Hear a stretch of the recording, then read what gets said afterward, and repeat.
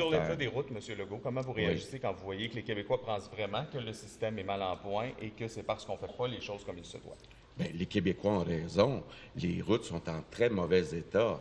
Jean Charest avait promis en 2007 de régler ce problème-là, d'investir beaucoup. Ça n'a pas été fait. La première chose qu'on a faite, nous, dans le PQI, dans le plan québécois des infrastructures, le gouvernement libéral avait prévu 16 milliards. On a augmenté ça à 20 milliards. Ça veut dire qu'on a augmenté de 25 les investissements prévus dans les routes. Mais on ne pourra pas régler ça en quelques mois, là. Avez-vous vu le dossier sur l'état des routes Oui. ce matin sur le fait, la perception des Québécois comme de quoi qu'on a un mauvais réseau routier et parce que ça a été mal fait? Ouais. Ça démontre que les investissements en matière d'infrastructures routières, là, nos investissements dans les routes du Québec, ils doivent servir d'abord et avant tout à entretenir les routes existantes plutôt qu'à démarrer des nouveaux projets inutiles. Par exemple, le troisième lien, qui est une infrastructure qui va coûter très, très cher en fonds publics, qui n'est pourtant pas utile, qui n'est pas appuyé par aucun expert.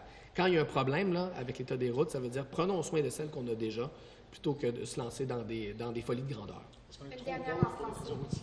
Est-ce qu'on est trop pauvre pour notre réseau routier? Comme dit un ingénieur du MTQ, on n'est pas assez nombreux pour payer pour le grand réseau routier qu'on a? La superficie du Québec, c'est un défi, mais je veux dire, on est capable, notamment si on a assez d'expertise au sein du ministère des Transports du Québec. Ça aussi, ça a été un problème dans les dernières années. On sait qu'il y a beaucoup d'expertise qui a quitté le MTQ pour s'en aller vers le privé parce que les conditions de travail au MTQ n'étaient pas suffisantes. Donc, si on rémunère bien les gens qui s'occupent de nos routes, si on leur donne des bonnes conditions de travail, si on attire les meilleurs, on se donne des chances que ça fonctionne. Et encore une fois, si on concentre nos efforts sur les infrastructures existantes, au lieu de se lancer dans des projets farfelus, ça peut aussi nous amener dans la bonne direction. Les doivent s'assurer que les sommes sont au rendez-vous.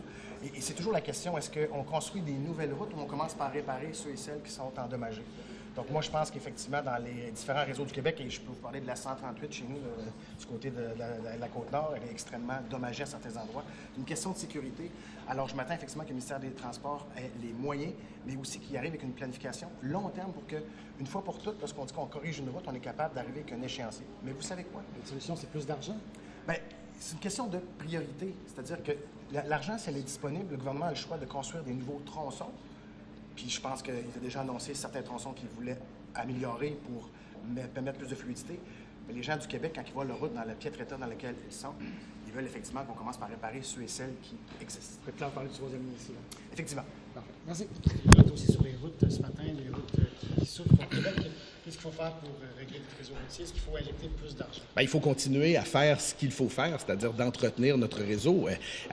Quand on est au gouvernement, vient avec cela des responsabilités, c'est de maintenir à niveau nos infrastructures, c'est oui de continuer à les développer des infrastructures routières, développer des infrastructures de transport collectif, mais il faut également entretenir notre réseau routier. Et moi, je peux vous parler des écoles pour prendre un autre dossier parce que j'y étais jusqu'à l'an dernier. Le plan de rénovation, d'entretien était justement pour mettre à niveau nos infrastructures. On a eu des infrastructures qui ont été mises à mal dans le passé et là, on était, nous, de notre côté, dans un plan pour les remettre à niveau. Alors, je pense que ce qui est fait en éducation et ce qui devait être fait en éducation s'applique également au réseau routier.